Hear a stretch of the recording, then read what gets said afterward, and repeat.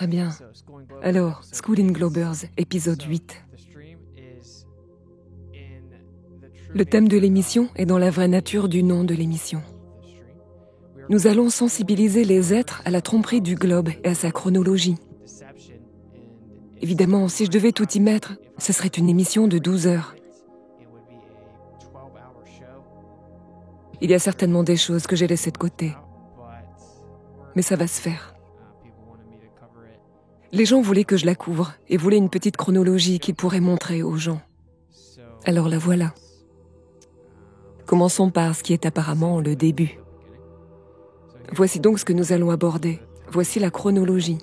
Nous allons passer de 350 avant Jésus-Christ jusqu'à 1933. Puis de 1945 jusqu'à 1972. Et comme je l'ai dit, il y aurait bien plus à y ajouter. On va en fait passer en plein écran afin que vous puissiez prendre une capture d'écran des chronologies. Et voici, nous allons de la création du globe terrestre, en passant par le modèle copernicien, Michelson et Morley, jusqu'à la matière noire.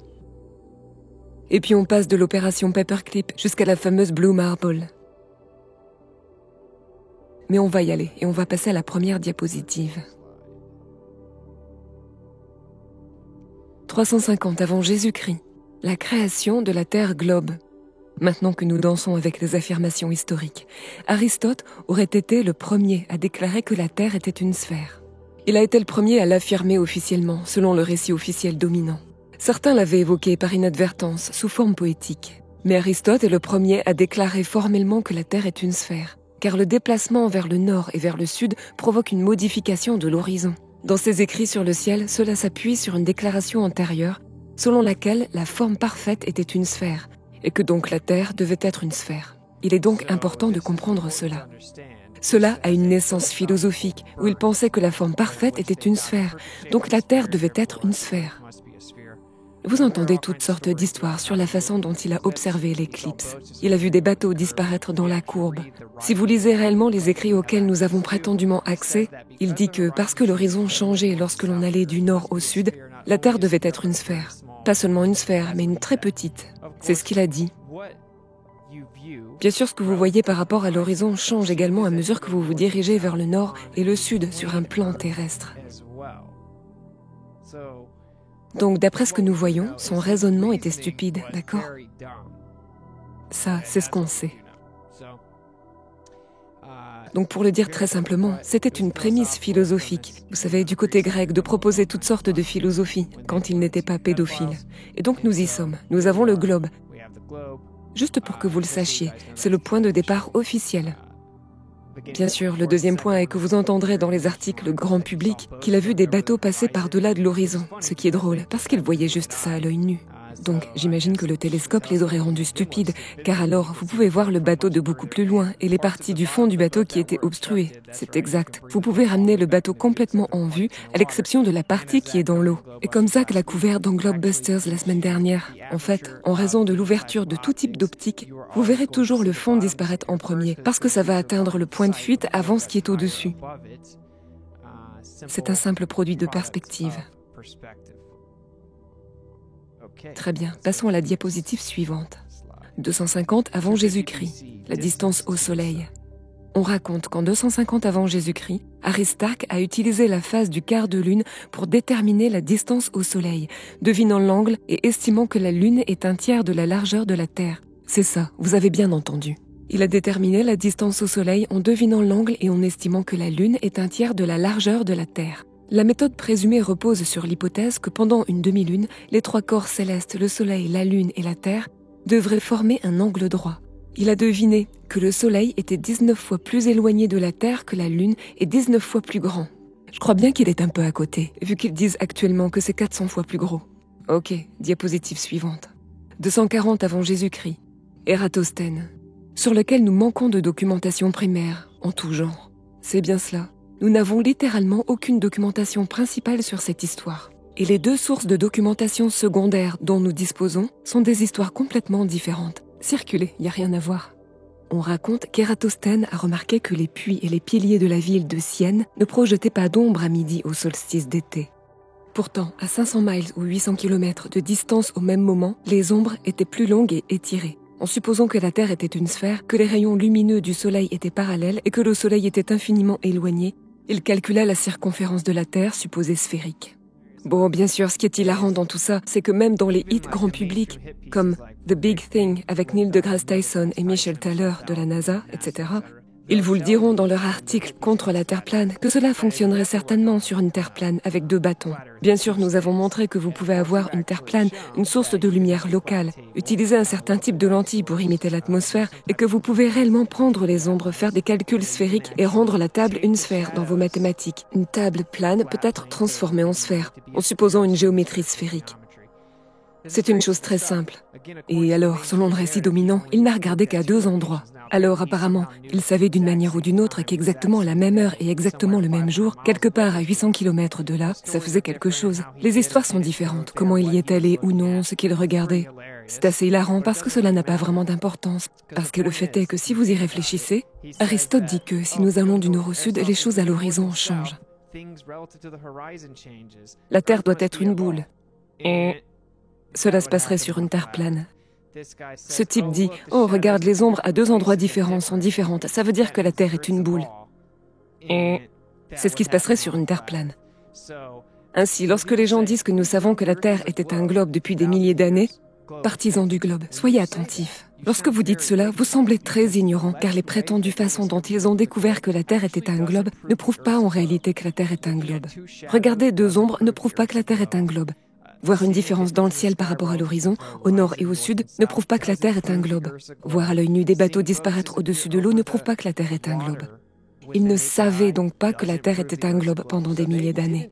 Même si nous considérons comme vrais les récits historiques, à l'époque, ils constituaient encore une grande minorité de personnes. C'est donc un argument très ignorant, utilisé pour faire tourner en bourrique. Globers, si vous faites preuve d'honnêteté intellectuelle, vous arrêterez de dire cela, parce que c'est vraiment très moyen, d'accord? Ok, on arrive jusqu'à 1492. C'est le premier modèle de globe. N'est-ce pas drôle? Le premier modèle de globe. Ce globe terrestre de Nuremberg est le plus ancien modèle réduit de la Terre, connu sous le nom de Erdäpfel, signifiant la terre pomme. Waouh, la science. Il a été créé vers 1492 par l'explorateur allemand Martin Behaim et le peintre Georg Albrecht. Par coïncidence, c'est la même année que Christophe Colomb aurait utilisé l'idée du globe pour découvrir, entre guillemets, les Amériques par accident. Il aurait donc utilisé le globe pour naviguer, comme le raconte l'histoire, la même année exacte où le premier modèle de globe a été fabriqué. Et soit dit en passant, il est inexact selon le modèle actuel du globe. Il pensait qu'il était en Inde, donc... Très bien, diapositive suivante. En 1543, nous avons le modèle copernicien. On dit que Copernic a proposé le modèle héliocentrique en faisant des observations du ciel à l'œil nu. Waouh! Il aurait fait cela parce que les calculs étaient plus simples. En fait, il était tout à fait clair qu'il s'agissait simplement d'un modèle destiné à apporter une simplicité mathématique fondée uniquement sur la théorie. Alors, voici une citation de lui. L'enseignement pythagoricien était fondé sur des hypothèses. Il n'est pas nécessaire que l'hypothèse soit vraie ou même probable. L'hypothèse du mouvement de la Terre n'est qu'une hypothèse utile pour expliquer certains phénomènes, mais elle ne doit pas être considérée comme une vérité absolue. C'est Nicolas Copernic lui-même sur les révolutions des sphères célestes, 1543. Qu'y a-t-il de si drôle à ce sujet ? C'est ainsi qu'il tente de peindre ce récit selon lequel, au nom de la science, il s'est affronté au système religieux tyrannique de l'époque, l'Église catholique. Il a tout risqué. Il était ici juste en train de risquer tout cela pour la science, la vérité et la découverte. Il a simplement été persécuté. Non, il était entre guillemets assigné à résidence dans un immense château. Waouh, ça c'est dur. Alors que des gens étaient littéralement torturés et assassinés parce qu'ils détenaient des Bibles, cet homme n'a en aucun cas été persécuté par l'Église catholique romaine. Il brûlait les gens sur le bûcher avec la Bible autour du cou. Et ce type était resté dans un immense château. Ok. Alors mettons de côté ce récit stupide. Mais le récit officiel est qu'il n'avait pas de télescope, qu'il n'existait pas encore. Il a juste regardé le ciel à l'œil nu. Il voulait juste essayer de faire fonctionner les mathématiques, alors il a simplement adopté une forme plus simple. Ok, les mathématiques étaient plus simples. Il a donc choisi l'idée héliocentrique. En fait, il adorait le soleil. Il pensait que le soleil symbolisait l'illumination. Il avait cette obsession du gnosticisme, les tablettes d'émeraude avec l'idée de l'apothéose de devenir un dieu, que le chemin vers l'apothéose ou atteindre le statut de dieu est la pleine illumination ou l'auto-illumination, et que le soleil est le symbole parfait de cette illumination à laquelle ils devraient s'efforcer. Il est donc logique pour eux que la Terre tourne autour du soleil. C'est une alchimie glorifiée fondée sur la sorcellerie occulte et le culte du soleil. Et c'est ce qu'ils disent. D'accord? Il n'y a donc pas de découverte magique faite par Copernic. Le récit officiel est qu'il pensait simplement que les calculs étaient plus simples. D'accord? C'est évident que tout cela ne semble être que des histoires, pour être honnête. Je veux dire, j'aurais pu approfondir beaucoup plus ce sujet, mais nous serons ici toute la journée, donc... Allez, passons à la suite. 1609, la loi de Kepler. En utilisant le modèle et les données géocentriques de Tycho Brahe, Kepler a proposé son idée du mouvement planétaire et les lois qui régissent ce phénomène. Tycho Brahe était en fait le tuteur de Kepler. Kepler a affirmé que le mouvement dans le ciel était régi par l'acoustique, la résonance vibratoire du son.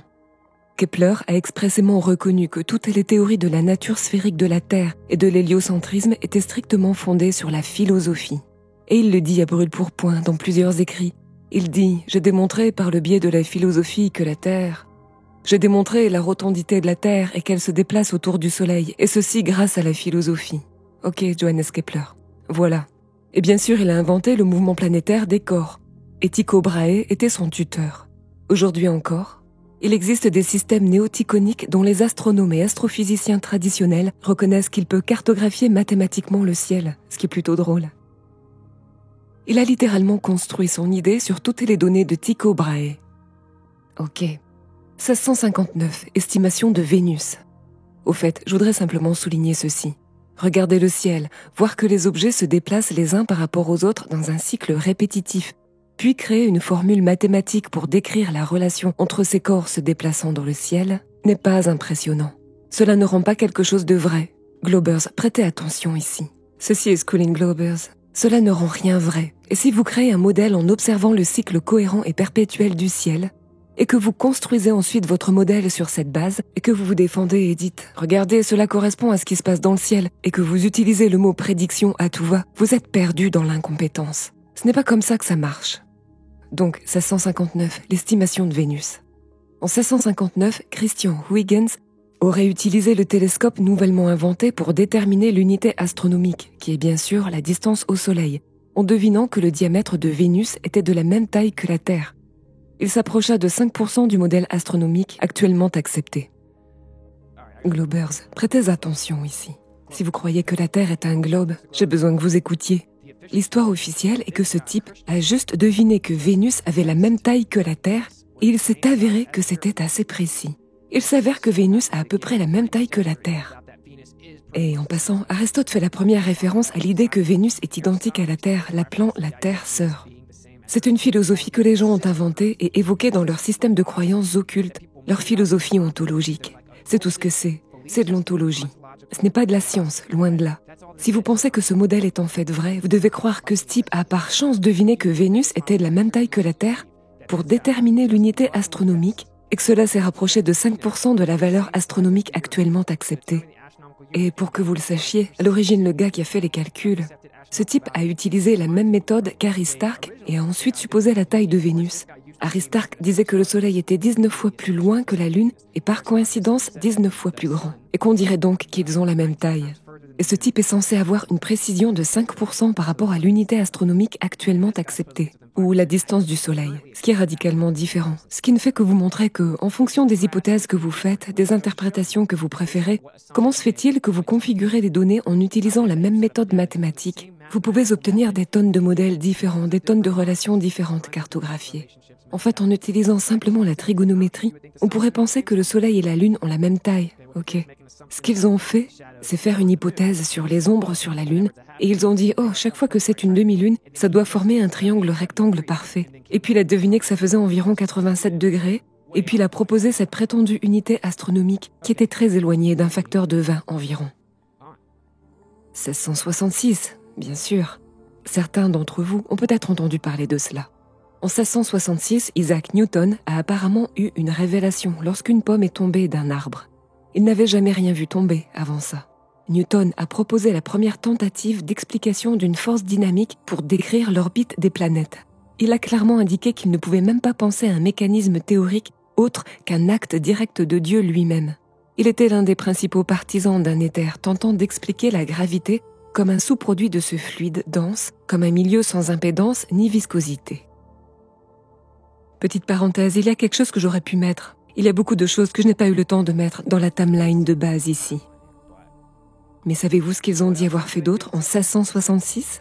C'est la première fois qu'ils prétendent avoir réellement observé et enregistré l'éclipse Sélénélion, lorsque le Soleil et la Lune sont tous deux visibles au-dessus de l'horizon lors d'une éclipse lunaire, ce qui démystifie en fait la géométrie du globe.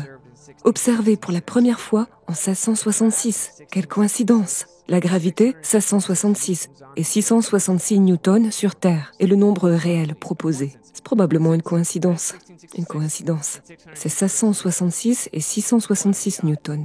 Quelles sont les chances? Quelles sont les probabilités? Serait-ce une coïncidence? Je suppose, mais c'est intéressant. Et puis ils disent avoir découvert les calottes glaciaires polaires de Mars en 1666.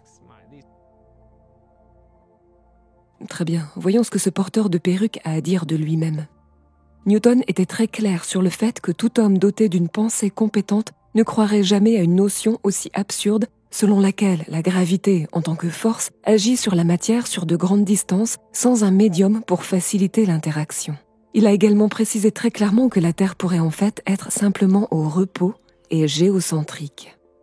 Pour que la Terre soit au repos au centre du système du Soleil, des planètes et des comètes, il faut à la fois la gravité universelle et une autre force supplémentaire qui agit sur tous les corps de façon égale, selon la quantité de matière dans chacun d'eux, et qui soit égale et opposée à la gravité accélérative avec laquelle la Terre tend vers le Soleil.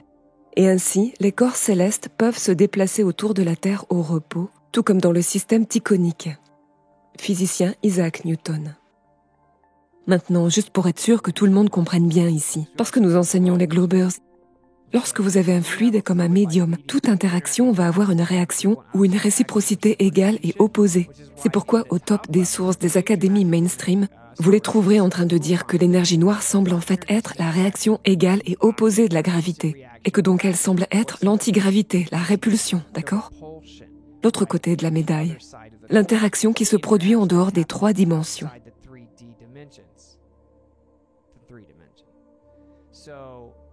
C'est donc assez drôle parce que c'est de cela dont il est question.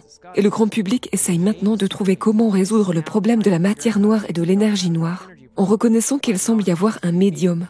En fait, ce que nous appelons la gravité n'est rien d'autre qu'une accélération diélectrique incohérente, donc c'est juste une accélération électrostatique. Il y a une polarisation électrique descendante sur la Terre. On a une augmentation électrique équipotentielle, donc en fait, nous devons avoir 2 surfaces gaussiennes. Gaussiennes voulant dire qu'elles sont capables de conduire, de contenir ou de retenir une charge. Ces surfaces ont une capacité qui est le seuil de charge, comme nous l'avons expliqué dans une émission précédente.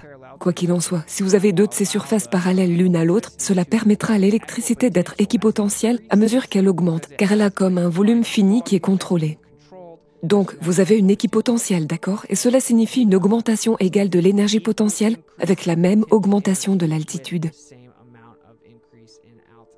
La seule façon pour cela est de créer 2 surfaces gaussiennes. Bref, nous avons ainsi un courant électrique descendant vers la Terre. Maintenant, cela est intrinsèquement lié au support de fond ou à l'éther. On ne peut donc pas avoir l'un sans l'autre. En fait, la gravité n'est pas spécifique à un point, ce qui signifie qu'elle ne se soucie pas du centre d'une masse. Et tout ce que ça fait, c'est rechercher l'équilibre, car ce n'est qu'un sous-produit qui n'est pas cohérent par rapport à ce qui se passe dans l'éther. Alors bien sûr, il semble y avoir une interaction égale et opposée. Bien sûr, ce qui déplace les objets dans le ciel a également une réciprocité ou un effet d'entraînement dans l'éther. Et c'est ce que dit Newton. Il dit que s'il existe essentiellement un éther avec, par exemple, un autre type d'interaction en son sein, alors la Terre pourrait simplement être au repos. C'est très simple. Les planètes et les comètes et tous les corps grossiers ne peuvent-ils pas effectuer leurs mouvements plus librement et avec moins de résistance dans ce milieu d'éther que dans n'importe quel fluide qui remplit tout l'espace de manière adéquate, sans laisser de pores, et par conséquent est beaucoup plus dense que le vif argent et l'or? Et sa résistance ne serait-elle pas si petite qu'elle serait insignifiante? Par exemple, si cet éther, comme je l'appellerais, était supposé 700 000 fois plus élastique que notre air, et plus de 700 000 fois plus rare, sa résistance serait plus de 600 millions de fois inférieure à celle de l'eau. Et une résistance aussi faible n'entraînerait guère de modifications sensibles des mouvements des planètes en 10 000 ans. Donc, comme je l'ai dit, voici Isaac Newton dans Optics, question 22, 1704.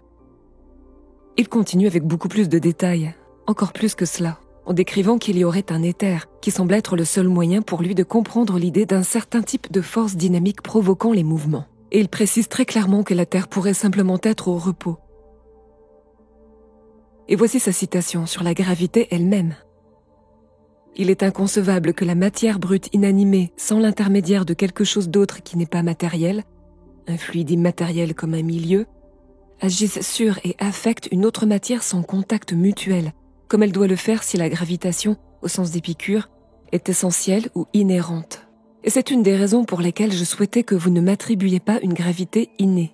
Que la gravité soit innée, inhérente et essentielle à la matière afin qu'un corps puisse agir sur un autre à distance dans le vide, sans la médiation de quoi que ce soit d'autre par et à travers lequel leur action et leur force peuvent être transmises de l'un à l'autre, est pour moi d'une telle absurdité que je crois qu'aucun homme possédant en matière philosophique une faculté de pensée compétente ne pourra jamais y tomber.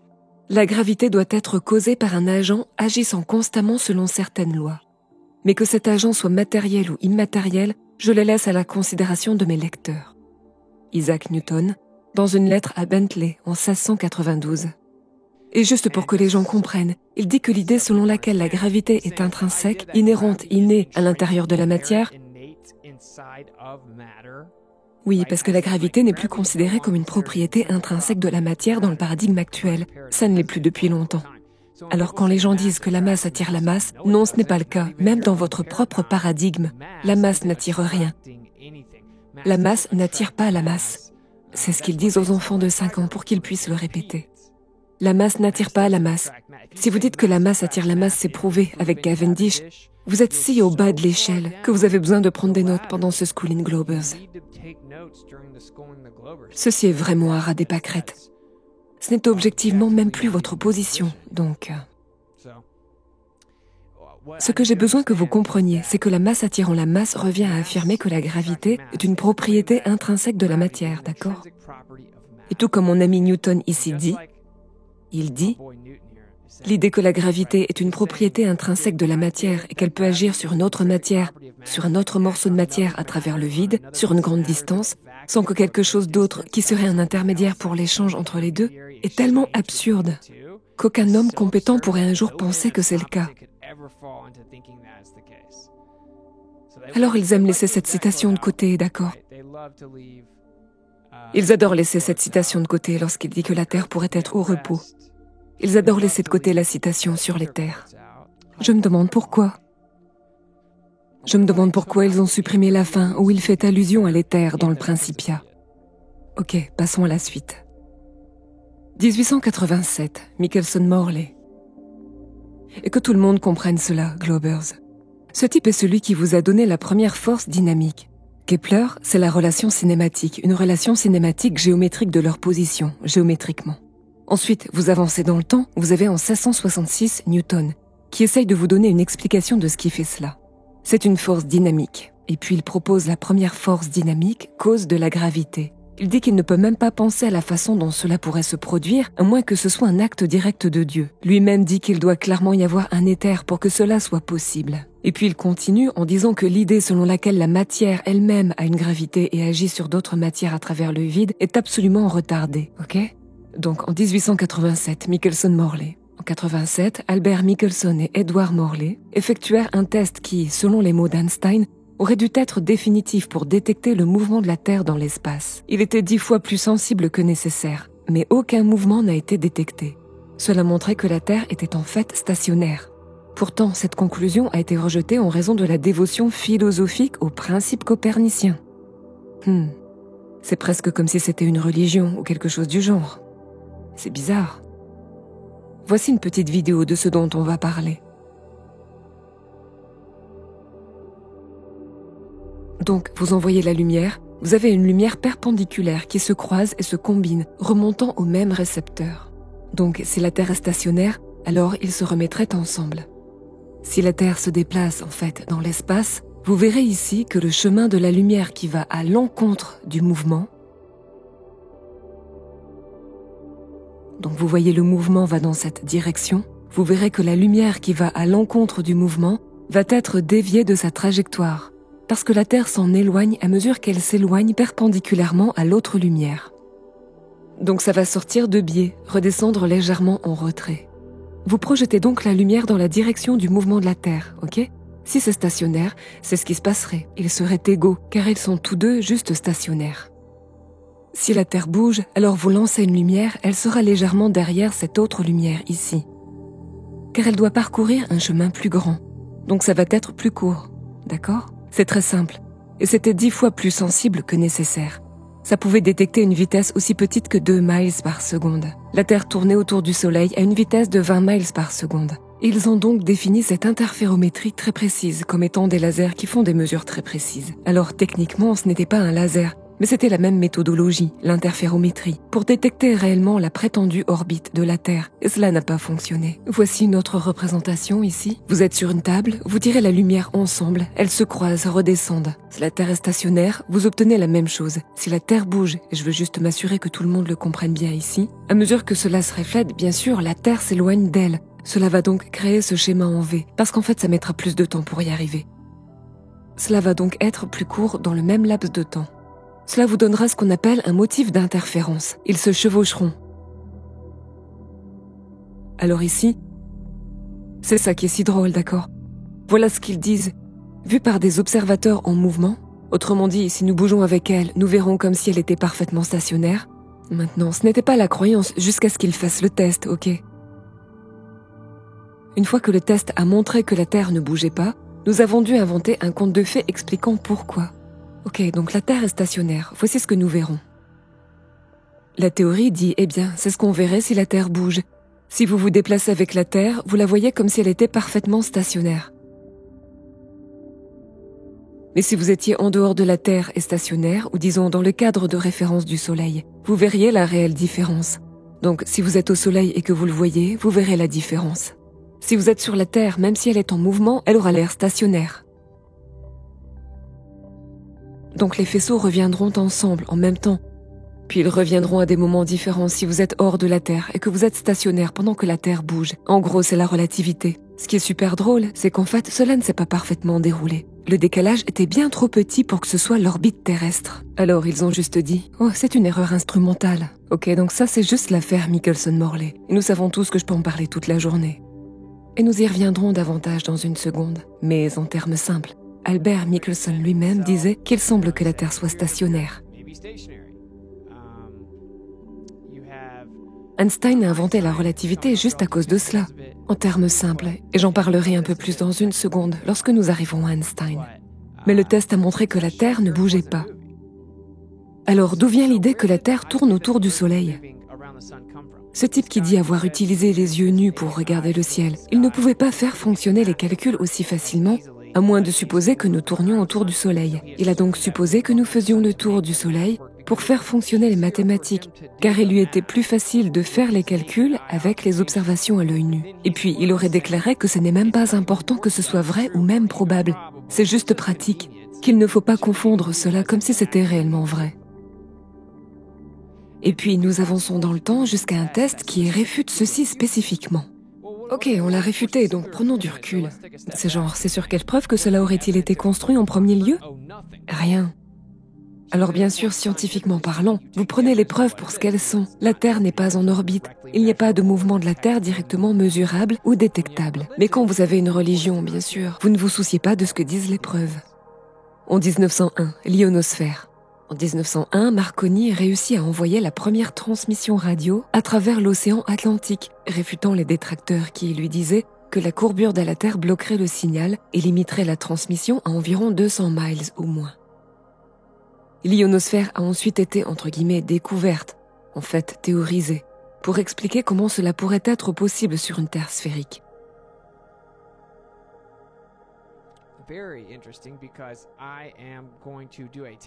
C'est très intéressant car je vais faire un test où c'est très simple.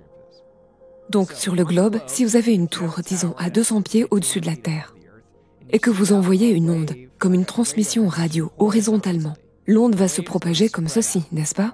Et ça va devenir de plus en plus large à mesure que ça s'éloigne de plus en plus. Mais vous l'envoyez horizontalement. Maintenant, vous l'envoyez au-dessus de l'océan. La courbure de la Terre devrait bloquer les ondes. Au fur et à mesure que les ondes avancent, la courbure de la Terre les bloquera. Donc, à une hauteur de 200 pieds, il disait « Oh, vous ne dépasserez les 200 miles que si vous avez de la chance. » La courbure de la Terre les bloquera. Mais lors de la première tentative, le signal a parcouru 2200 miles et le gars l'a reçu du premier coup.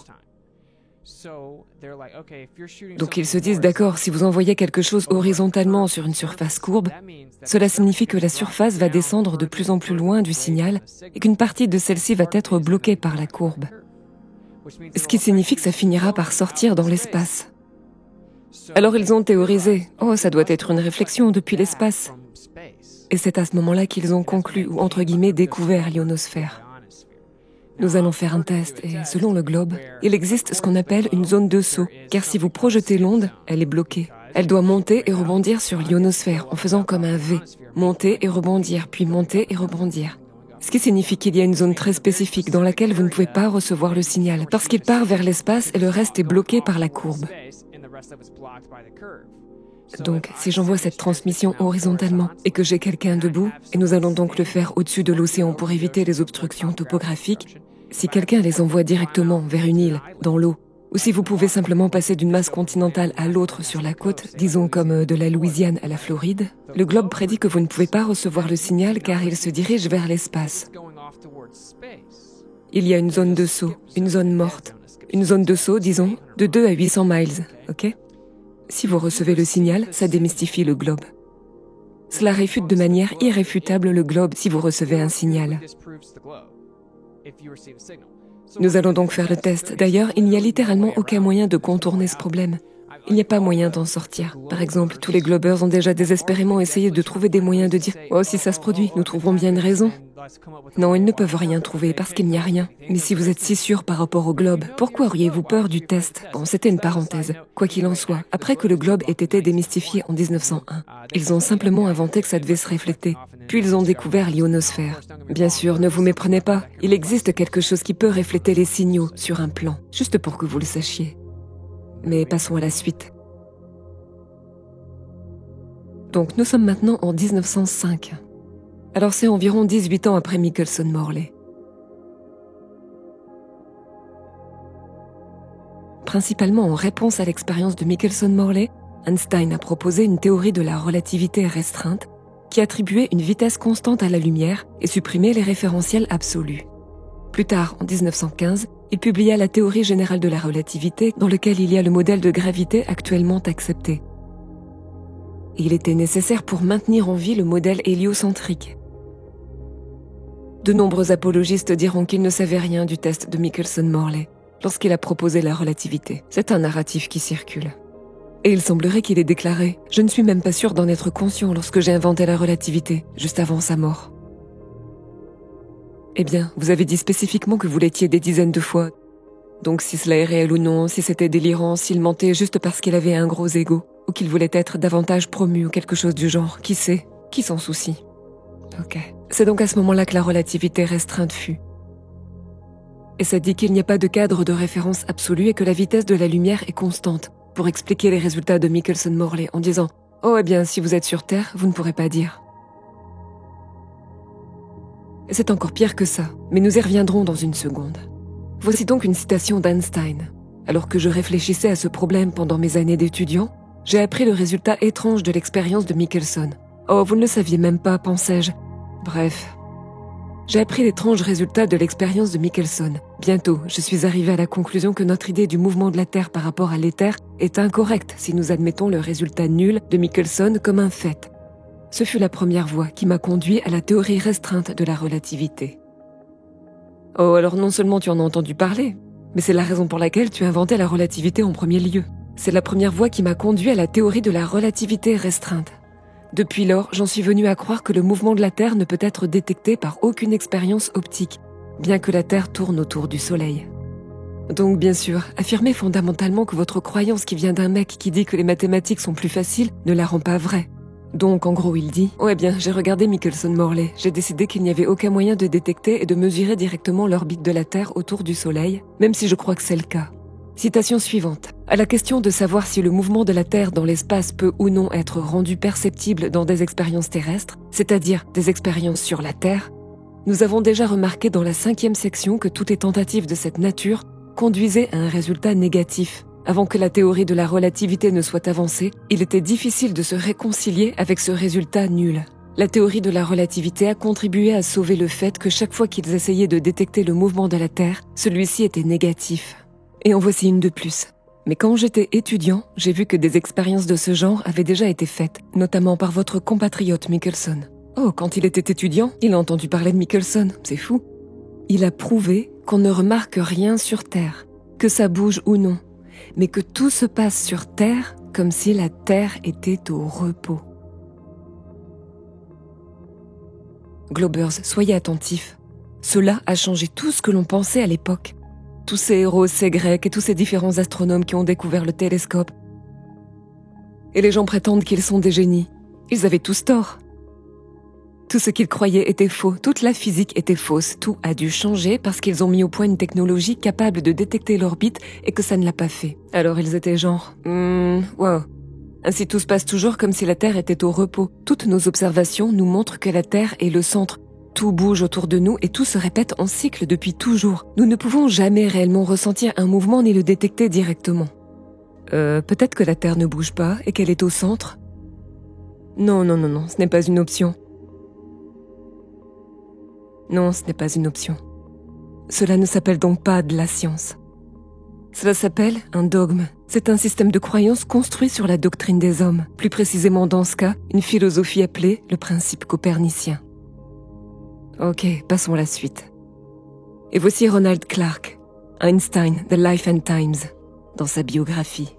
Le problème qui se pose désormais à la science est considérable, car il semble n'y avoir que 3 alternatives. La première était que la Terre était au repos, ce qui signifiait s'aborder toute la théorie copernicienne, et était impensable. C'est quoi déjà la théorie copernicienne? Globers, j'espère que vous prenez des notes. Oh, c'est l'idée que la Terre n'a pas de position spéciale ou unique dans l'univers, attribuée à un gars nommé Nicolas Copernic, qui a spécifiquement dit que ce n'était qu'une théorie. Peu importe si c'est précis ou même viable. Peu importe si c'est même probable. Cela n'a pas d'importance du tout. C'est juste une théorie selon laquelle les mathématiques sont plus faciles. Tout ce que j'ai, ce sont des observations à l'œil nu, mais je peux faire fonctionner les mathématiques. C'est pratique. Cela ne devrait pas être considéré comme une vérité réelle. C'est de là que vient le principe copernicien. C'est l'idée que la Terre ne peut pas occuper une place particulière dans l'univers. C'est bizarre. Ok, 1915. C'est là que ça commence à devenir très intéressant et très révélateur pour ceux qui ont des yeux pour voir. 1915. Fondation de la NACA. Le Congrès a créé le Comité consultatif national de l'aéronautique, ou NACA. Ceci est leur énoncé de mission officielle, ouvrez les guillemets, pour séparer le réel de l'imaginaire et faire connaître ce qui est négligé et inattendu dans la quête du vol, fermez les guillemets. Séparer le réel de l'imaginaire et faire connaître ce qui est négligé et inattendu dans la quête du vol, intéressant. En 1958, les installations de recherche et le savoir-faire du personnel de la NACA ont été transférées à la nouvelle NASA, très intéressant. Ok, c'est la même année que la relativité, n'est-ce pas? Donc, juste pour garder à l'esprit, 1915, 1925. L'univers en expansion. En 1925, Edwin Hubble a fait des observations montrant qu'il existe une relation directe entre les vitesses des galaxies lointaines et leur distance à la Terre. Cela a été interprété comme une preuve que l'univers est en expansion.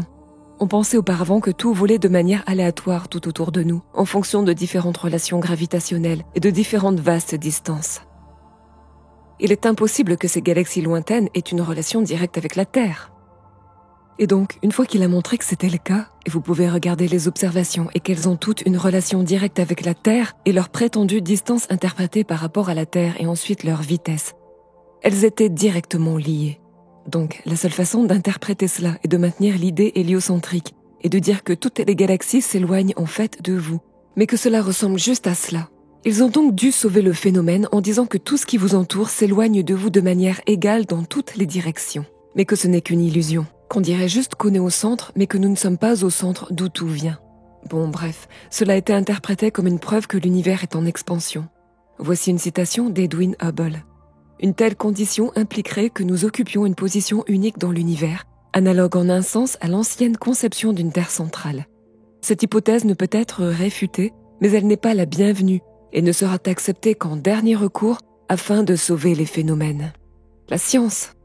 C'est pourquoi nous ignorons cette possibilité. La science. La position indésirable d'un emplacement privilégié doit être évitée à tout prix. Une telle position privilégiée est intolérable. Par conséquent, pour restaurer l'homogénéité et échapper à l'horreur d'une position unique, il faut la compenser par une courbure spatiale. Il ne semble pas y avoir d'autre issue. Edwin Hubble. Alors pourquoi utilise-t-il cette terminologie ici? Je pensais que c'était la science. L'horreur d'une position unique, une position privilégiée est intolérable. Nous ignorons cette possibilité que cela soit réfuté. Waouh, c'est plutôt intéressant. Ok, 1933. La matière noire.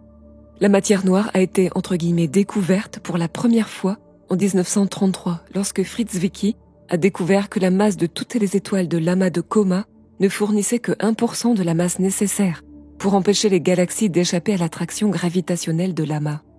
En termes simples, la prédiction gravitationnelle était erronée de 99% par rapport à sa prédiction de masse. Ok, les globers, prêtez attention ici. 1933, ce type regarde dans le ciel et il regarde un amas de galaxies, ok? Et puis sur la base de la prédiction gravitationnelle, sur la base de la quantité de masse visible qui, selon eux, était présente, c'est ainsi qu'ils construisent l'ensemble du modèle, qu'il n'y avait pas assez de masse pour empêcher les galaxies de s'échapper de l'amas. Il n'y avait pas assez de matière ou de masse, donc il n'y avait pas assez d'attraction gravitationnelle pour la maintenir là. Elle s'échapperait. Donc en fait, il lui fallait 99% de masse en plus. Donc la prédiction relativiste, même si vous utilisez les prédictions newtoniennes, on a le même problème pour les deux. La prédiction gravitationnelle dans la cosmologie héliocentrique était à côté de 99% par rapport à la prédiction de masse. Elle n'en était même pas proche. Et c'est à ce moment-là qu'ils disent avoir découvert la matière noire pour la première fois. Les amis, c'était il y a presque un siècle. Et ils n'arrivent toujours pas à définir ce qu'ils appellent la matière noire. J'ai une question pour vous très rapidement. Si j'ai une théorie et que ma théorie prédit qu'il y a 100 € dans la pièce à côté, je vous montre tous les calculs et je dis, écoutez, il y a 100 € sur mon bureau. J'ai utilisé les mathématiques pour décrire mon bureau et regardez, il est écrit qu'il y a 100 €. Et il y a 100 € sur mon bureau. Il prédit également qu'il y aura 100 € dans la pièce d'à côté. D'accord? Ok, on teste la théorie. On prend les calculs, on va dans la pièce voisine, on regarde ce bureau et il n'y a qu'1 €.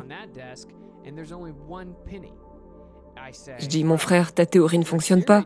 Elle avait prédit 100 € mais il n'y a qu'un seul euro. Imaginez si je disais ensuite à la personne qui me critique « Attends.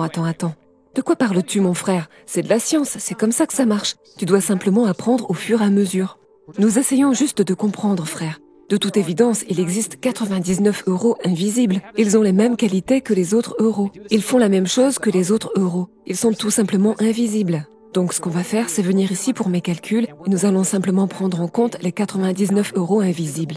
Et regardez, mon modèle prédit qu'il y a 1 € là-bas. Quoi? Tu plaisantes, j'espère? Eh bien, tu ferais mieux de découvrir ces euros invisibles. C'est la chose la plus folle que j'ai jamais entendue. D'accord, ouais, donne-moi juste une semaine environ, je vais y arriver. Je vais découvrir où sont les euros invisibles, je le promets. Et 100 ans plus tard, c'est une blague absolue.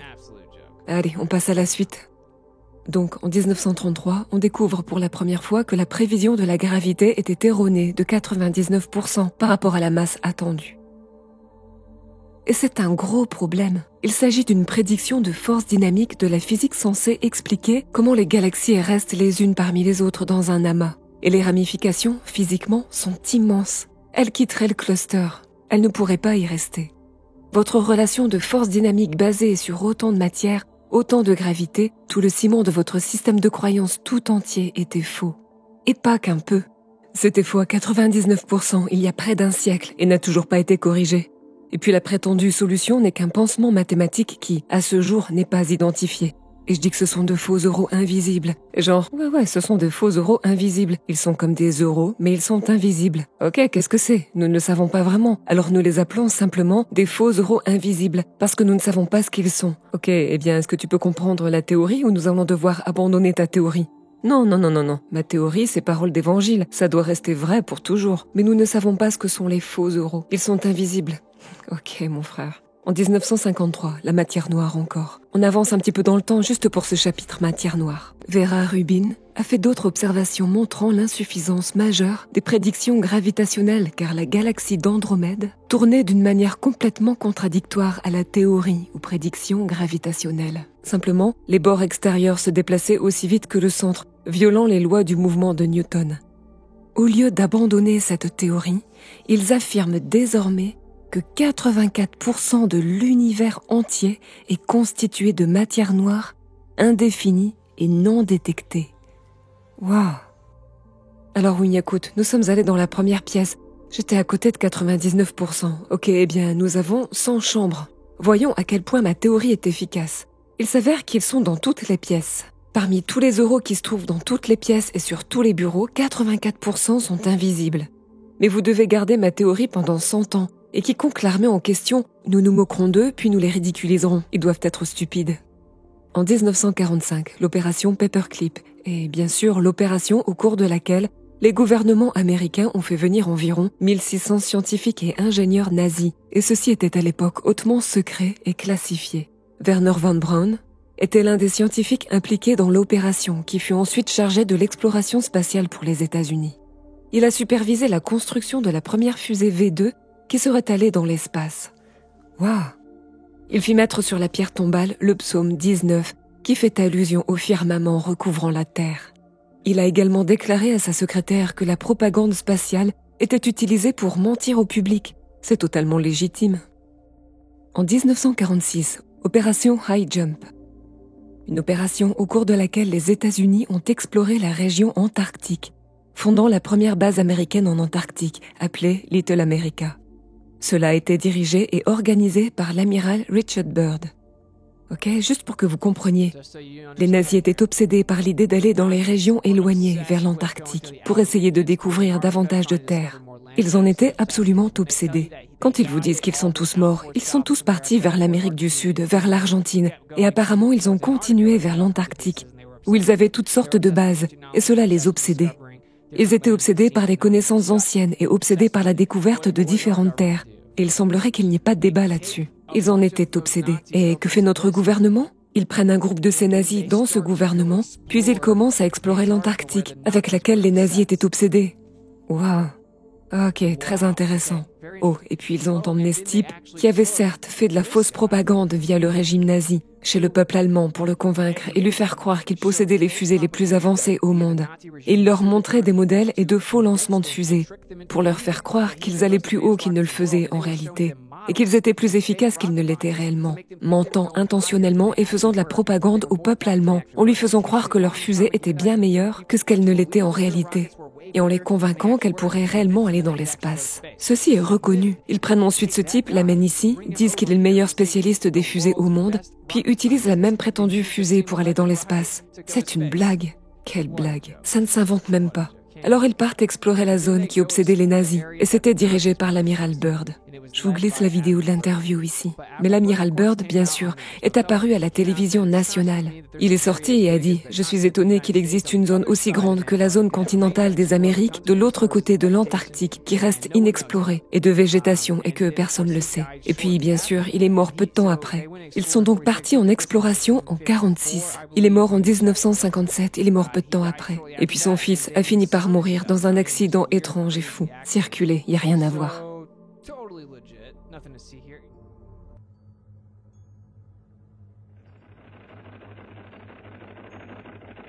It's time for the Longines Chronoscope, a television journal of the important issues of the hour, brought to you every Monday, Wednesday, and Friday. A presentation of the Longines Wittnauer Watch Company, maker of Longines, the world's most honored watch, and Wittnauer, distinguished companion to the world-honored Longines. Good evening, this is Frank Knight. May I introduce our co-editors for this edition of the Longines Chronoscope? Larry Lasser, CBS News correspondent, and Kenneth Crawford, National Affairs Editor of Newsweek magazine. Our very distinguished guest for this evening is Admiral Richard E. Byrd. The North Pole used to be a no man's land, but these are the days when, by buying a ticket on a commercial airliner, you can fly across the North Pole and drink a cocktail at the same time. Yet only 30 or more years ago, about 35 years ago, our guest tonight found out whether there was any land north of the North American continent. He made that first discovery flight, and I must say that Admiral Byrd, our guest tonight, is not only our greatest living explorer, but he's been an inspiration to countless Americans. Admiral Byrd, you've been to both the North Pole and the South Pole. Is there any unexplored land left on this earth that might appeal to adventurous young Americans? Yes, there is. And not up around the North Pole, because it's getting crowded up there now, because they find out it's really usable, not only to live in, but militarily. But strangely enough, there's left in the world today an area as big as the United States that's never been seen by a human being. And that's beyond the pole on the other side of the South Pole from Middle America. And I think it's quite astonishing that there should be an area as big as that unexplored. This is a tremendous So challenge. there's a lot of adventure left down at the bottom of the world. Admiral, do you hope to see that? I do. Well, Admiral, Yeah. would you say that since you've been to both the extremities of Earth, are these expeditions to such far-off places, are they getting easier because of modern techniques, or is danger still close at hand? Well, it's a little risky, but nothing like it used to be with the old slow planes and the small cruising radius where we had to put down bases. We replaced the dog teams, and of course that was a big improvement. But now the planes go much faster and they're safer, and they have a much bigger cruising radius. You haven't got the danger of a terribly heavy load. Admiral, an expedition to which I believe you're the advisor is now en route. What is that expedition doing? Well, that's the icebreaker Atka, and it's a reconnaissance expedition. It's going down to the South Pole area to make certain observations and to look for some bases. They will be back in April, and they will report back, and upon the information we get from that undertaking, we will base the bigger expedition that's to follow. Is that very definitely planned, or is that... That is being planned right now. So I'm willing to say to you that there will be a number of expeditions that will follow, I think, year after year, at the bottom of the world, because the government has really become interested. Well, Admiral Byrd, I can understand, I think everybody can, the interest in the North Pole because it's so near our greatest challenger, Soviet Russia. But why this interest in the bottom of the world? Nobody living down there, is there? No, it's pretty cold. There's only one permanent resident, that's the emperor penguin. The little ones live further north. I tell you one reason they're interested. It's by far the most valuable, important place left in the world for science. That's why the scientific groups all over the nation are really interested. But more important than that, it has to do with the future of the nation, those to come after us, or even during your lifetime, because it happens to be an untouched reservoir of natural resources. And, you know, as the world shrinks with an ever-increasing acceleration, far-flung places, once useless, like we thought the North Pole was, and no man's land, become very useful. The bottom of the world will be important, not only to us, but to our allies. I was going to ask you, does it have military importance?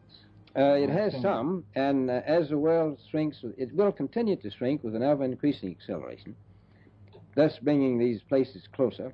And in the future, I can see a time when it will be very, very important strategically.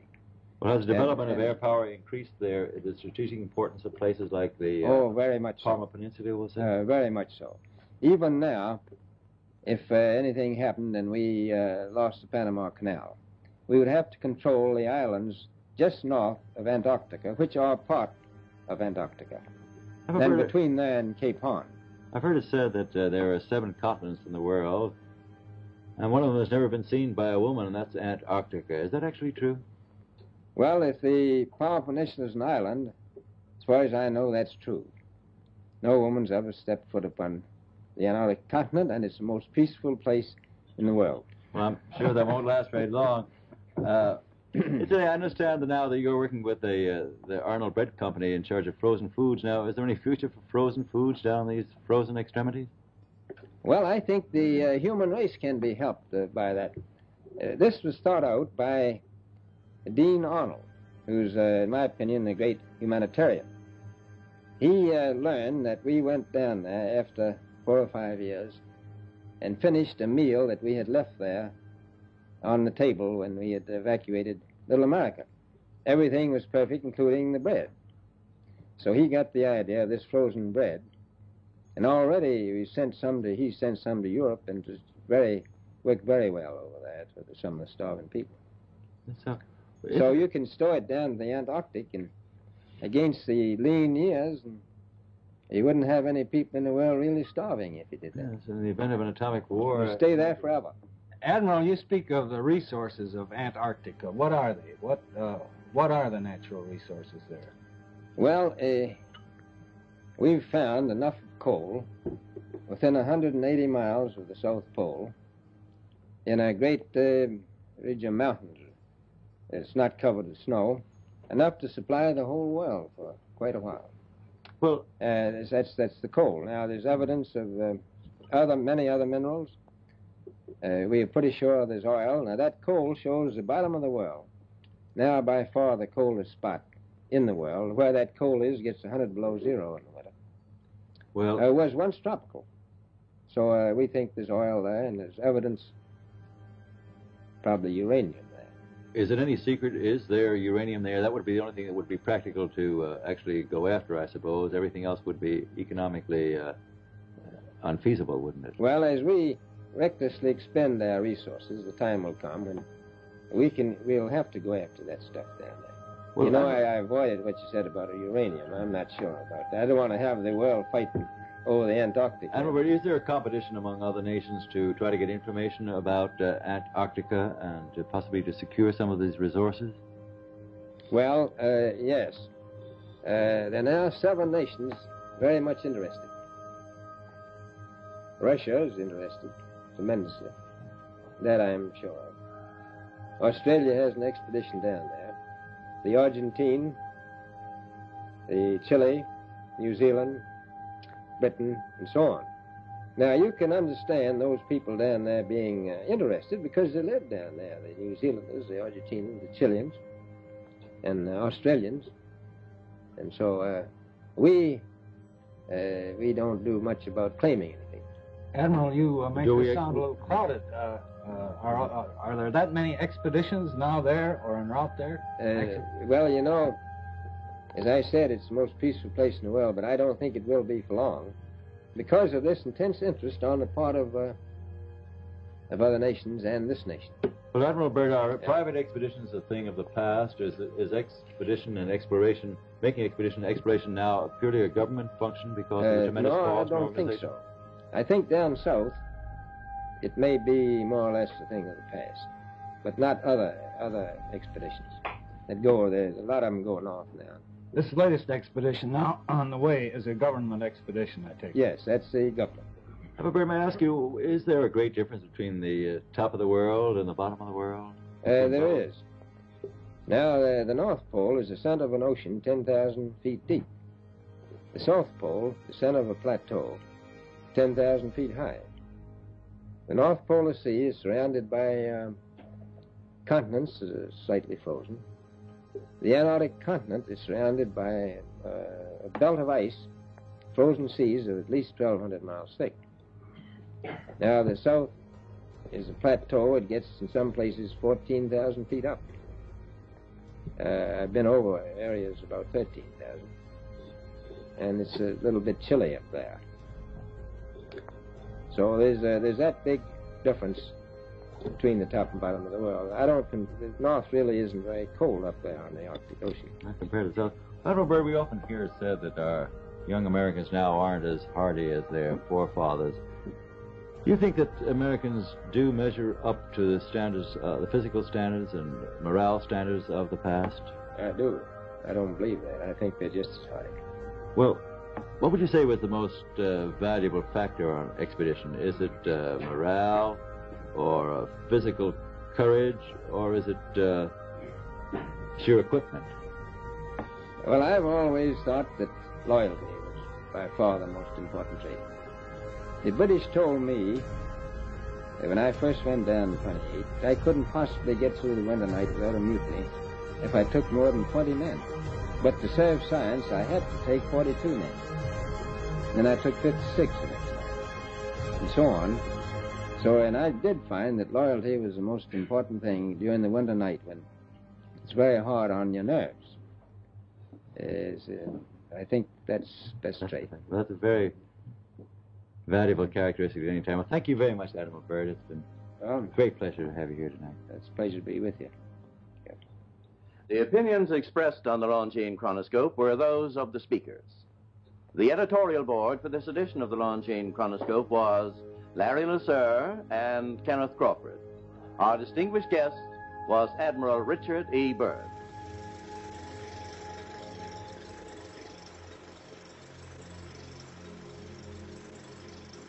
Donc en 45, opération Paperclip. En 46, opération High Jump.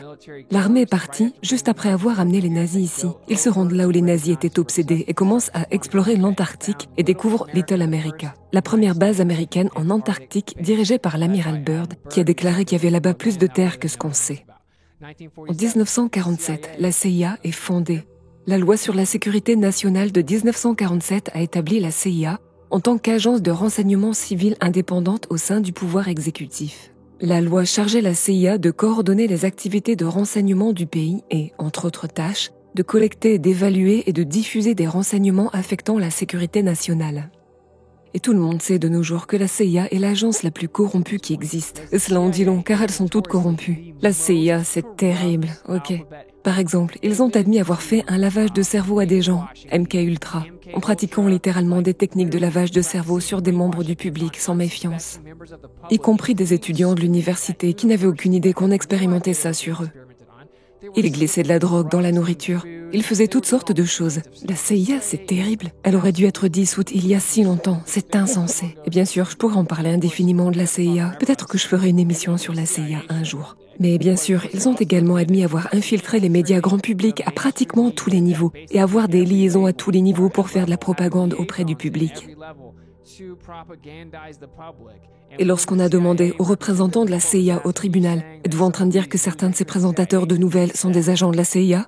Il a répondu « Oh, nous devons poursuivre cette conversation à huis clos. L'opération Mockingbird, déclassifiée, et nous devrions leur faire entièrement confiance, et ils ne nous mentiraient jamais, sauf toutes ces fois-là. » Bref, la CIA a été fondée juste après 45, opération Paperclip, 46, opération High Jump, 47, la CIA a été fondée.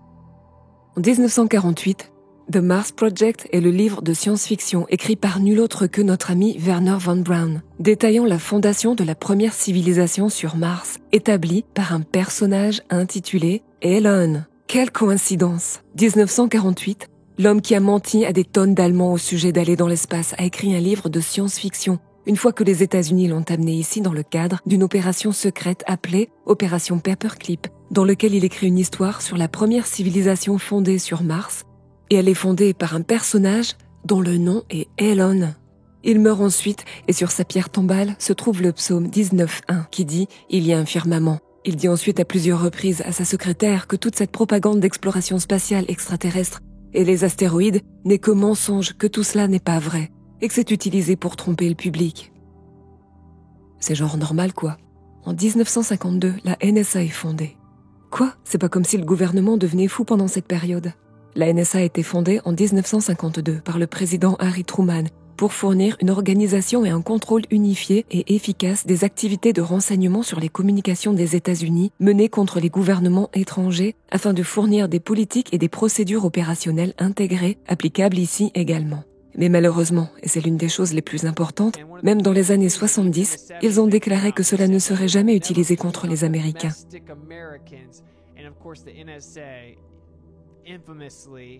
Et bien sûr, on sait que la NSA a espionné tous les Américains à tous les niveaux, dans toutes les formes de communication, depuis de très nombreuses années.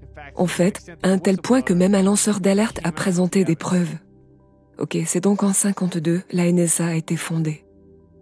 Opération Paperclip en 45, en 46 Opération White Jump, puis en 47 la CIA. En 48, il écrit ce petit livre qui va servir à faire de la propagande auprès du grand public plus tard. En 52, la NSA est fondée. En 1955, c'est l'opération Deep Freeze. C'est là que ça commence à devenir très intéressant. Alors ils partent de manière obsessionnelle faire des recherches et explorer l'Antarctique. Alors en 55, Deep Freeze est le nom de code donné à une série de missions américaines en Antarctique. Cela a conduit à l'année géophysique internationale de 1957 à 1958, qui était un effort de collaboration entre 40 pays concernant les explorations des pôles Nord et Sud. L'opération Deep Freeze a débuté en 1955 et s'est poursuivie jusqu'à ce qu'on appelle l'année géophysique internationale en 57 et 58, qui vise à rassembler. C'est un accord de collaboration internationale sur les pôles Nord et Sud. En 1957, le système DEW, D-E-W, The Distant Early Warning Line, la ligne d'alerte précoce distante, est un système de stations radar dans les régions du nord de l'Arctique du Canada, de l'Alaska, du Groenland et de l'Islande, où les États-Unis ont mis en place des lignes de déclenchement pour surveiller toute activité au nord de la 55e latitude nord. Alors il commence à explorer en 45, jusque-là, et on arrive en 55, on a l'opération Deep Freeze, où il limite ce qu'on peut faire au nord et au sud, et puis ça l'amène à l'année 57-58, où ils installent en 57 le système The Distant Early Warning System, créant en gros un cercle autour du nord, avec des lignes de surveillance aussi basses que le 55e parallèle, ce qui est assez intéressant. Cela semble très familier. Oh, je ne sais pas. Qu'est-ce qu'on a vers le 60e latitude sud et que vous n'êtes pas autorisé à explorer légalement, librement et en privé au-delà de cette région, même dans l'eau, de sorte que vous ne pourriez même pas arriver là où vous pourriez réellement voir la côte de l'Antarctique.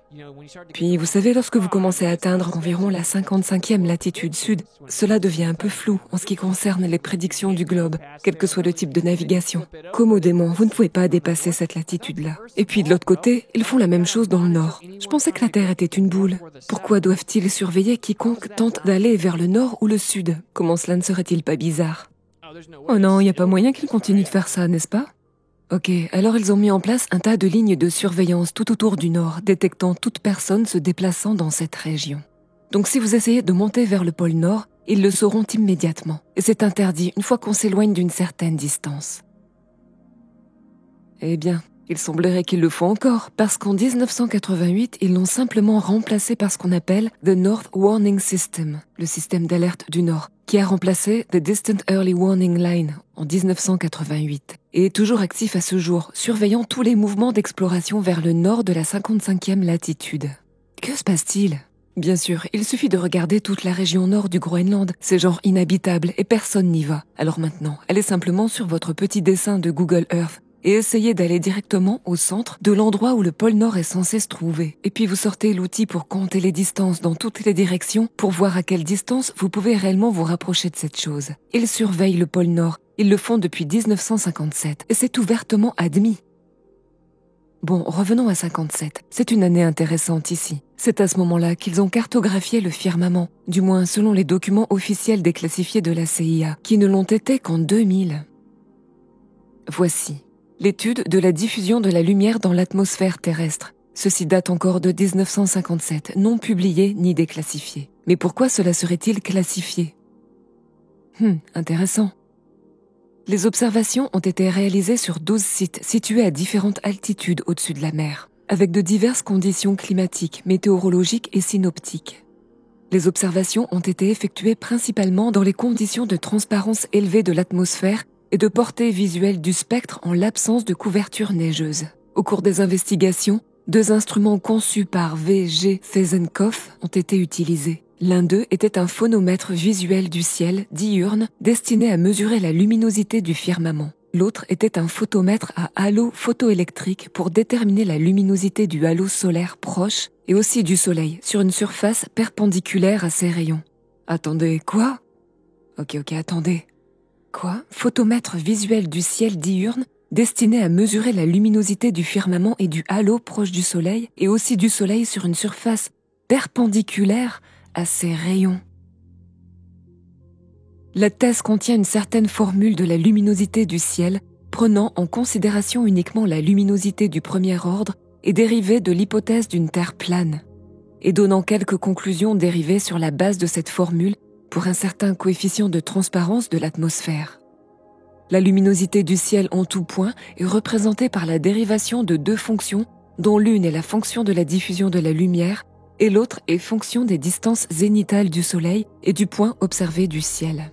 Lors du changement des distances zénithales Z du Soleil de 90 à 0 degrés, la luminosité du ciel sur l'Almucantar du Soleil augmente d'abord, atteignant un maximum pour une certaine valeur Z, puis diminue. Une méthode est également proposée pour déterminer la luminosité du ciel clair du jour en tout point, basée sur la mesure de la luminosité le long de l'Almucantar du Soleil et de 5 à 6 points du firmament situés à différentes distances zénithales. Quoi ?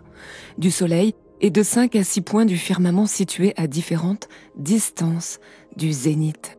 Le zénith est votre position directement au-dessus de vous. Si vous avez des distances différentes par rapport à la position directement au-dessus de votre tête, pour un firmament qui changerait automatiquement partout sur le globe. Oh, attendez, il a été littéralement dérivé d'un modèle de Terre plane, donc cela ne peut pas fonctionner sur le globe. Cela n'a donc pas dû fonctionner. Mais ensuite, ça continue en disant que cette méthode d'approximation s'est avérée précise et cohérente. Intéressant. D'accord, c'était en 1957. En 1958, et bien sûr, pensez à tout ce qu'ils font. Pensez simplement à ce qu'ils font en ce moment. Genre, ils disent « Ah, maintenant nous allons vers le sud. Ok, personne d'autre ne peut aller dans le sud. » Mais assurons-nous que la CIA sache ce que tous les autres pays font et ce que le peuple fait. Ok ? Assurons-nous d'espionner tout le monde avec la NSA. Ok ? Continuons à aller en Antarctique, installons des bases et veillons à ce que personne d'autre ne puisse y aller.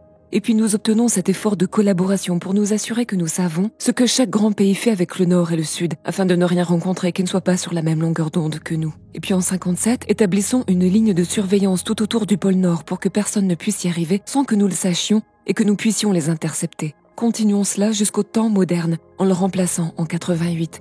Puis on revient en 57, juste après avoir fait tout cela, nous avons cartographié le firmament. Nous savons qu'il a en fait une distance zénithale spécifique, et que vous pouvez déterminer avec la précision de la luminosité du firmament, et donc de l'atmosphère qui lui est relative, en utilisant cette méthode. Et puis en 1958, que font-ils ? Ils ont fondé la NASA. Intéressant. Après l'exploration et la surveillance approfondie de l'Arctique, je veux dire, il ne faut vraiment pas avoir Dieu pour voir, pour ne pas remarquer que le gouvernement prépare des choses louches, frère, dans cette séquence d'événements. Après une exploration et une surveillance approfondie des régions de l'Arctique et de l'Antarctique, la NASA a été fondée pour, je cite, « assurer la recherche sur les problèmes de vol à l'intérieur et à l'extérieur de l'atmosphère terrestre et à d'autres fins. » Bien sûr, juste une mise à jour en prenant toute l'infrastructure existante précédente de la NACA qui a été fondée en 1915. Au moment où il y a Einstein qui sort pour sauver l'héliocentrisme, c'est ce qui me fait dire qu'elle est juste une figure de proue.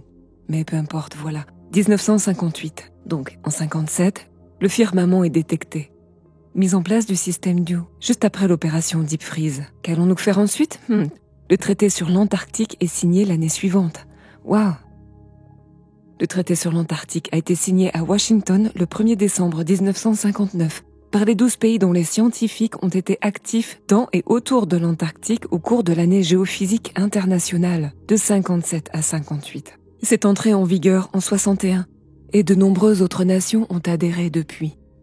Le nombre total de parties à ce traité s'élève désormais à 56. Ce traité restreint l'exploration libre et privée de la région antarctique. C'est la réalité. C'est nommé genre la Légion de l'Antarctique ou quelque chose comme ça. J'ai oublié comment ça s'appelle. Ceci en est le logo.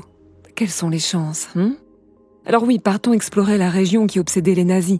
Nous demandons donc aux nazis de nous aider à l'explorer. Puis nous irons regarder le nord et le sud. Nous mettrons en place des systèmes de surveillance dans les deux situations. Puis nous fonderons la NASA et nous dirons que personne d'autre ne peut aller en Antarctique. Puis l'année suivante, 57, 58, 59. C'est quoi cette embrouille ? En 55, l'opération Deep Freeze. Et ça va jusqu'en 57, 58 où c'est l'année géophysique qui concerne les pôles nord et sud. Qu'on limite aux humains. On configure la ligne de surveillance qui vous bloque à partir de là. Puis la NASA est fondée et on a le traité sur l'Antarctique. En 1961, la DIA est fondée. Defense Intelligence Agency, le 1er octobre 61. Avec seulement 25 personnes et un espace emprunté au Pentagone, la Defense Intelligence Agency était née. L'agence continuerait à gérer et diriger un éventail croissant de missions et de fonctions fournissant un soutien en matière de renseignement à l'autorité du commandement national et aux combattants de guerre. Et regardez leur petit logo sympa qu'ils ont ici. Pas bizarre du tout.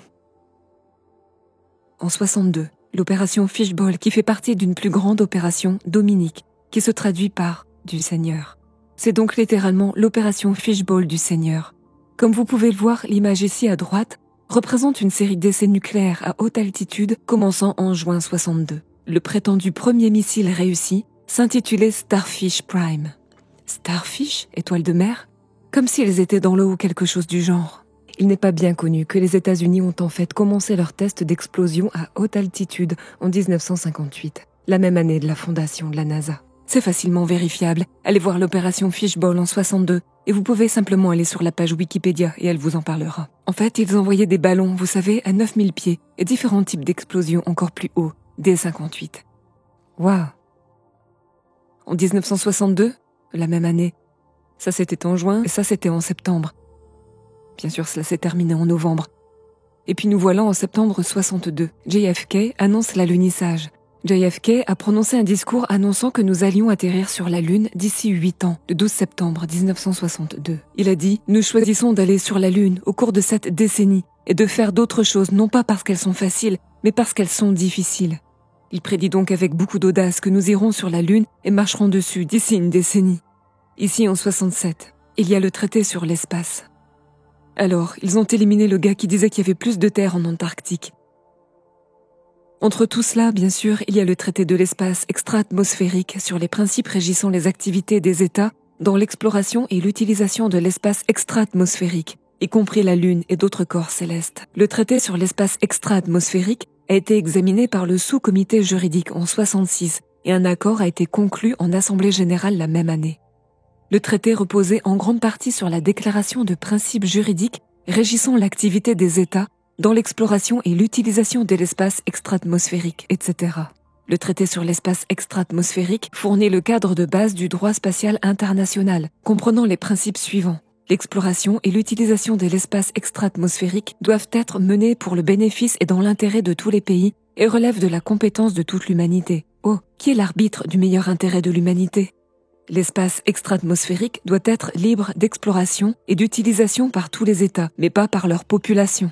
L'espace extra-atmosphérique ne fait pas l'objet d'une appropriation nationale par revendication de souveraineté, par utilisation ou occupation ou par tout autre moyen. Les États ne doivent pas placer d'armes nucléaires ou d'armes de destruction massive en orbite ou sur des corps célestes, ni les stationner dans l'espace de toute autre manière. La Lune et les autres corps célestes doivent être utilisés exclusivement à des fins pacifiques. Les astronautes ne doivent pas être considérés comme les envoyés de l'humanité. Waouh! Les États sont responsables des activités spatiales nationales, qu'elles soient menées par des entités gouvernementales ou non gouvernementales. Les États sont responsables des dommages causés par d'autres objets spatiaux. Et puis, vous pourriez essentiellement parler de toutes sortes de dessins pseudo-scientifiques et fantastiques d'affirmations que nous inventons après cela. Mais ce qui est très intéressant, c'est que la plupart des gens ne savent pas qu'ils prétendent avoir un traité sur l'espace fondé en 67. Et oui, la plupart des gens ne le savent pas, mais c'est assez drôle qu'ils aient effectivement ça. Et si vous y regardez réellement, ils avaient genre un partenariat avec Disney concernant ce traité, qui est super étrange et aléatoire, si je ne me trompe pas. En 1967, la même année, l'incident Gus Grissom. Ainsi, en 67, l'astronaute d'Apollo Gus Grissom est décédé dans un tragique accident lors d'une explosion dans les installations de la NASA et lors d'une vérification de routine des câbles. Gus était très franc et ouvertement critique quant à la viabilité du succès des missions Apollo. En fait, il a accroché un citron sur le module lunaire pour montrer que cela ne fonctionnerait pas. Il a constamment exprimé des doutes sur la manière dont il pourrait un jour aller dans l'espace. Et puis voici une photo de ce qui lui est arrivé. Et lors d'une vérification de routine des câbles des installations de la NASA, il explose mortellement parce qu'ils ont accidentellement pompé un tube plein d'oxygène et que la porte a été verrouillée de l'extérieur. Il était donc coincé à l'intérieur et ne pouvait rien y faire. Et voilà le gars qui accrochait le citron sur le module et qui décriait en gros leur capacité à aller dans l'espace. En 1968, vous avez 2001 Space Odyssey, un film réalisé par Stanley Kubrick qui parlait d'une mission d'alunissage. Il a remporté le prix du film de l'année et a normalisé l'idée inédite selon laquelle les humains pourraient atterrir sur la Lune. Donc, ce film de l'année parle d'une mission sur la Lune. Il s'agit en fait d'une IA, d'un ordinateur qui prend le relais. C'est assez drôle. C'est un film foncièrement mauvais. Quoi qu'il en soit, cela a conditionné tout le public à normaliser l'idée d'aller sur la Lune. L'atterrissage sur la Lune, c'est le film de l'année. Tout le monde l'a vu l'année précédant l'alunissage en 69, lorsque des hommes auraient posé le pied sur la Lune. Des hommes auraient marché sur cette chose en 69, juste à la fin de la décennie, comme l'avait prédit JFK, après sa mort, bien sûr. Depuis, les hommes n'ont pas prétendu être retournés sur la Lune, plus de 5 décennies plus tard, mais c'est comme ça que vous savez que c'était légitime, parce qu'ils l'ont fait dans cette cabane de bricoleurs en papier d'aluminium. En 1972, l'originale fameuse Blue Marble. Le célèbre premier plan de la Terre dans son entièreté étant un globe dans l'espace. Cela cimenta l'idée de la Terre globe dans l'esprit du public. Après tant et tant de tentatives et d'échecs désespérés, ils ont envoyé une image depuis l'espace. Il n'y a pas eu d'autre image réelle de la Terre revendiquée avant 2015. Ça fait presque 50 ans. Vous ne pouvez pas obtenir une autre image réelle ? La Blue Marble de 2002, le fond d'écran par défaut de l'iPhone première génération, a été photoshopée parce qu'elle devait l'être. Et nous savons tous que, venant de Robert Simmons, la photo qu'ils ont montrée à tout le monde était manifestement fausse. Donc, en conclusion, comme c'était un peu partout, ce que nous avons clairement vu, c'est que le gouvernement a travaillé ensemble, dans un ordre séquentiel très rapide, pour cacher la nature de l'endroit où vous vivez. Réveillez-vous. Les gouvernements du monde entier cachent clairement la véritable nature de la Terre. La philosophie n'est pas une science. L'adoration du soleil n'est pas une science. Les suppositions aveugles dues à des mathématiques plus simples ne sont pas de la science. Ignorer les preuves n'est pas de la science. Le consensus n'est pas de la science. Les images générées par ordinateur n'est pas de la science. Et les présupposés ne sont pas de la science. Enfin, la religion n'est pas une science. Alors voilà. Alors voilà, c'est toute une affaire, Schooling Globers. Par exemple, juste des choses de base ici, que vous devriez apprendre sur la Terre plane, en gros. Trop cool. Alors ça va les gars ?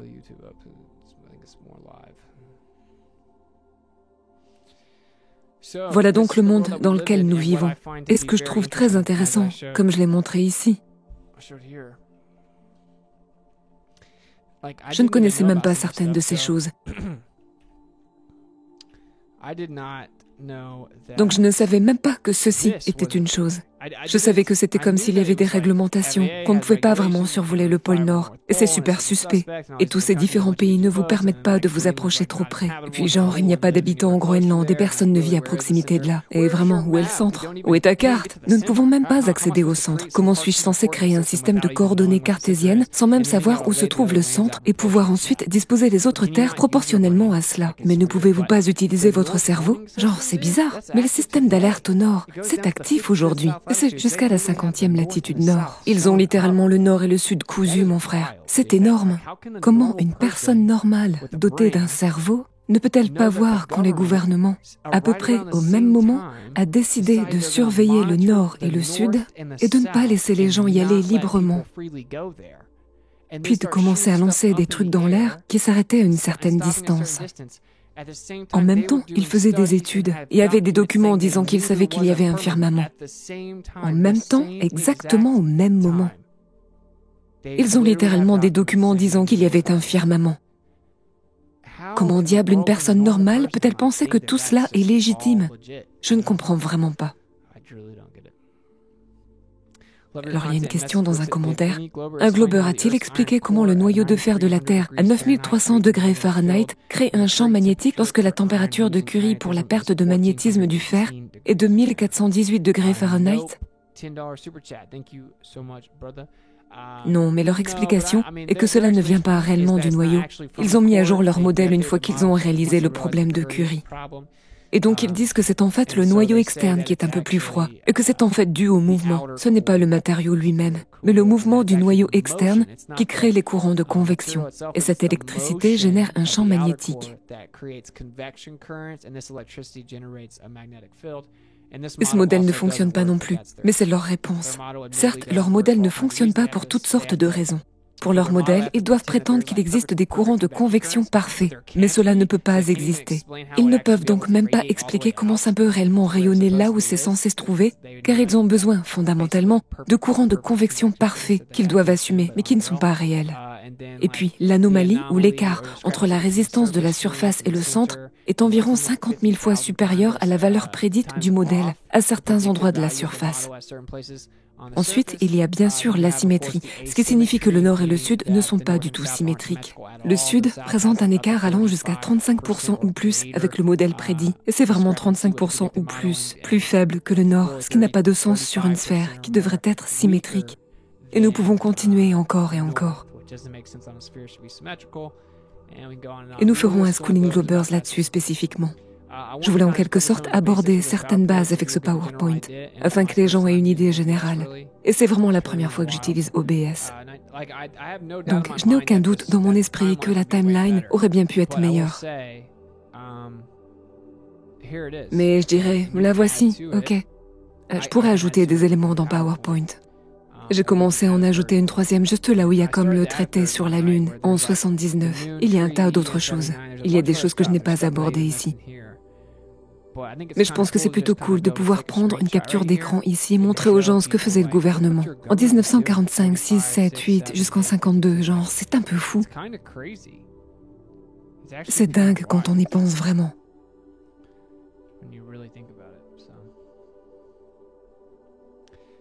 Alors maintenant, certaines personnes ne veulent pas y réfléchir, d'accord? Et je suppose que c'est leur prérogative.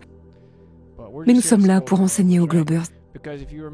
Parce que, si vous vous rappelez, la première étape,